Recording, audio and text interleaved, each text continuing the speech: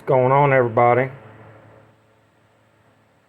Do me a favor, hit that like button, and then when you do hit that like button, you'll be automatically entered to win your very own brand new Dremel bit. Like, subscribe, share. Go check out my friends at redhillcutlery.com. Don't forget Bourbon and Blades is next weekend, Saturday, September 17th. It's going to be fun. It's going to be awesome. And I'm going to be there. Today we are going to talk about Spyderco knives. While they, in my opinion, are the most impressive and the best production brand, high volume production brand that exists. Now, of course, this is going to be a heavily opinionated video today, but I'm sure some people will agree with me. I'm sure people will disagree with me, especially the, well, actually, guys, and then cold steel fans. Which I have nothing against cold steel. I like a good cold steel knife if I'm going to chop down a tree or kill a dragon. But to me, in my opinion, Spyderco has the most diverse line of products. They use the most steel, different kinds of steel. They have a plethora of models as far as knives go. They make tons of other shit other than knives. Ceramic stones, double stuff, because, you know, everybody likes a double stuff. Stones, which these are pretty cool. I keep it in my truck. And then these triangle stones, which I use the heck out of as well. They make ink pens. They make just a ridiculous amount of stuff in many different countries. I am representing 3 countries here. I do not have a Chinese model at the moment, nor do I really want one, but they're okay for the money. Your Endura and your Delica and Dragonfly and the police model, they're all made in Seki City, Japan. Sorry, I'm shaking this camera. I'm still getting used to it. Oh, and another thing, I'm doing this in my shop because this is too many knives to hold while I'm trying to walk. This one is from Taichung, Taiwan, and this is called the stovepipe. The other day, when I did my collection video, I called this the Spyderco Fuck because I couldn't remember what the name of it is. And of course, as soon as I stopped the video, I remembered the stovepipe. It's a stovepipe. The stovepipe. And then Golden, Colorado, USA. And these here are also USA. Another thing, they make lots of models. They make lots of the same models with different steels. This is the only case I have to point out at this time. This is a Blade Ops L-Max Shaman, and this is a Knife Works 204P Shaman. They have Crewwear S90V, multiple M4s, multiple Crewwears actually, all kinds. And eventually they'll make their way through all of the popular steels, and I'm sure they'll jump on the M390 bandwagon eventually, which, God, man, come on, stop it. This is a DLT Trading Crewwear Manix 2. They also make this knife in a plethora of blade steels. Ridiculous amount. This is paramilitary too, that has probably made in more blade steels than any other knife, period. Actually, I guarantee that. I'm sure, well, actually, will hit me up in the comments and tell me some obscure fucking knife that was made 200 years ago out of bronze and tree bark and a number of other different steels, whatever. And then their Tai Chung's factory, where they're popping out higher end stuff, or at least material wise and fit and finish wise. They bang out some really good stuff. Your sleaze buoy, your Spidey Chef, stuff like this, the Paisan, the Nirvana, Capara. They're making some really cool shit there, man. And they put out some really awesome, they're probably my favorite as far as the Spyderco factories go. Call that what you want. That's un-American, blah, whatever. But fit and finish wise, material wise, and this is a titanium frame lock with 20 CV. It is very expensive. Should it be that expensive? Probably not. Being a Taiwan knife, this would be more of a 300 to 350 in my opinion. It's not. It's $440 MAP price, which is obscene, but it is what it is. And again, I think this knife doesn't get the attention that it should. It is an excellent, usable cutting tool. I love it. I also did a video about which is better, the PM2 or the Shaman. And I've been carrying the Shaman every day for the past, since I did that video. And I'm going to have to retract my statement in that video. I think the Shaman's better. It is one of the most wonderfully ergonomic masterpieces ever made. It feels better in hand than just about any other knife I've ever felt, ever. It has nice, robust blade stock down to a reasonably thin cutting edge. I love it. And I believe you can do more stuff with this one. This one, the Shaman can do everything the PM2 can do. The PM2 cannot do everything the Shaman can do. The only thing I think the PM2 could do better is slice. And maybe pierce, but if you have your knife sharp enough, it doesn't matter. But I keep my knife sharp enough that the piercing ability is just fine. Also,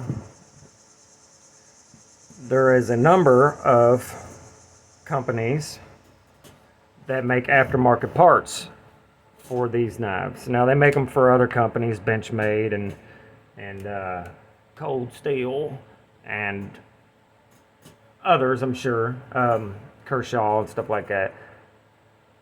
Rips Garage Tech makes a fantastic product.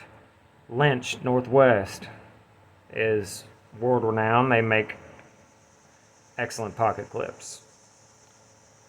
This one is an MXG gear. This is also a Lynch clip. But then you have Flytanium, Rips Garage Tech, and others that make scales for all of these, except for this one.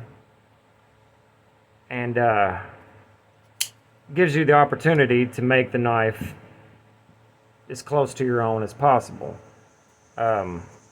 Now it starts making these $150 knives start getting up into the 3 and above range, which you'll never get it back out of it. It's kind of like putting rims and on your pickup truck and putting a cold air intake and maybe doing a mild cam and a full MSD kit and putting some new headers on there and then doing an HP tune on it.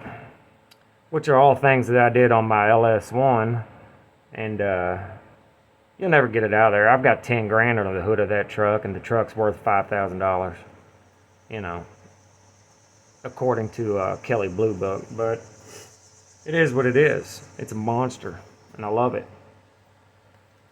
Just like these knives, I'm gonna, it's amazing how good the Manix 2 becomes just from changing the pocket clip. And I'd like to put some tie scales on this, and then they also make titanium thingamadoodles for the lock.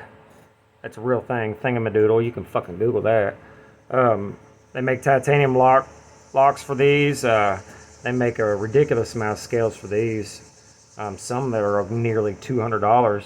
Tell you what, Boss makes a $900 set of zirconium scales for that. $900 for a set of scales. Bananas. It's beautiful, but holy fucking shit. Anyway, prove me wrong.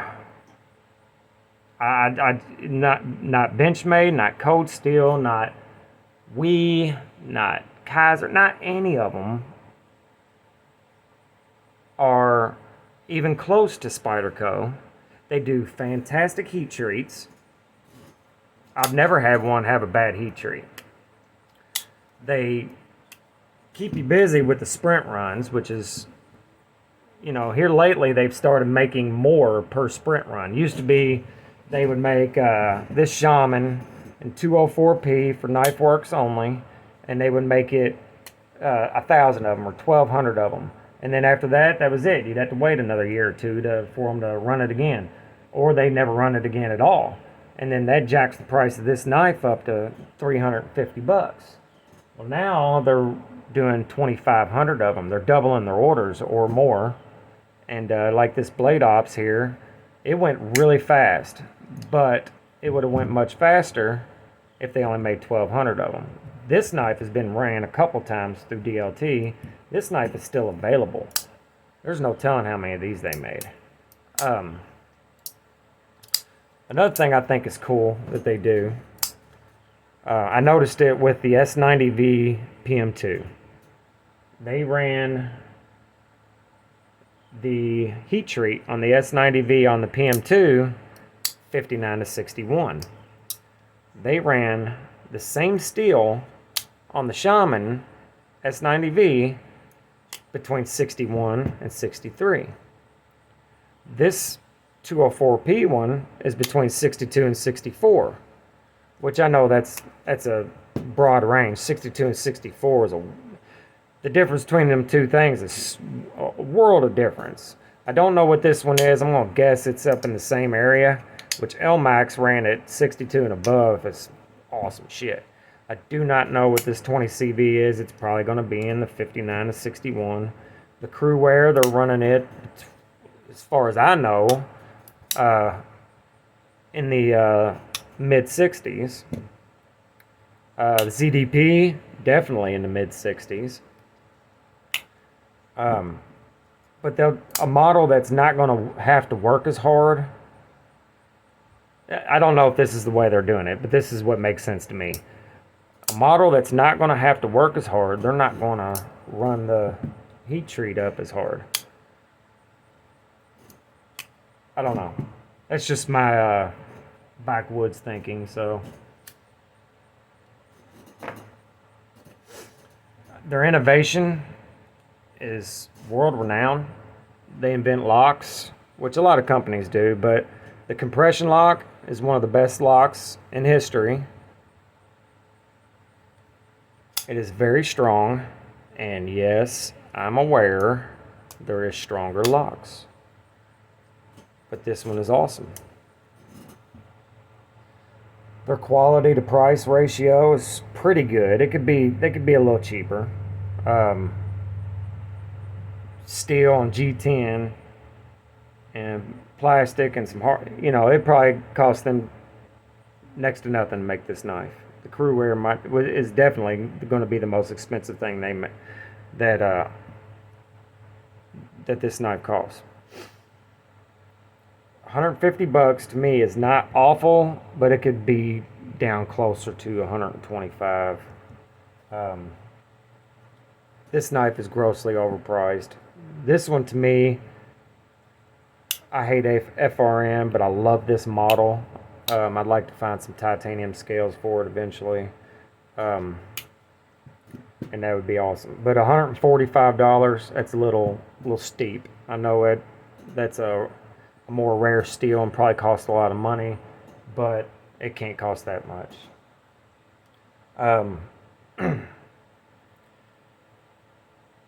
At one time I was in that madness of chasing sprint runs. I've gotten out of that, and it looks to me like it's calmed down considerably, which is a good thing, because it was making the secondary just absolutely ridiculous, and we don't need that. I don't know how many models exactly Spyderco has made over the years, but it is in the hundreds, and it is they make some cool shit. They make a lot of stuff that's I don't understand, but whatever, you know, you just try different stuff. The military model is the only one I don't have right now that I absolutely love.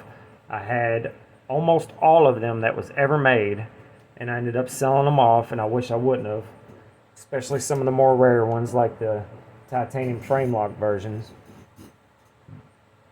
I had the S30V, I had the fluted, and then I had the carbon fiber titanium frame lock S90V, which was amazing. Probably one of my favorite Spydercos ever. I'd like to try to get one of them back. If anybody has one and thinking about maybe letting go of it, hit me up. Let me see, what else? Yeah, that's basically it. If you think there's a brand that is better all around, let me know in the comments. Yeah, do that. Like, subscribe.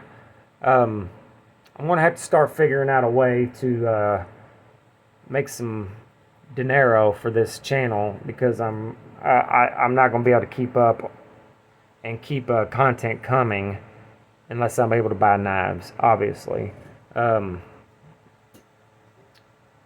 So I have one knife coming on its way. It's going to be extra freaking awesome, but I spent a ton of money on it. I could have bought 6 or 7 knives for what I spent on it, but I've wanted one for a while, and there's not a lot of videos out there on it that I'm aware of. So I don't know. I'm going to try to figure something out. Maybe something as simple as a Patreon account, or I don't want to feel like a beggar by putting my Cash App or my Zelle information in the description, but I may do that just to, you know, and I assure you, anything I get through this channel will go to this channel. I'm not trying to make any money other than that. I just want to make videos. I just spent a fortune on the lighting. I hope it's better for you guys. I am going to go back to doing my walk and talk. I like doing that, so we'll start doing that again on single knife videos. But let me know, as usual, if you have any suggestions or anything you want to talk about.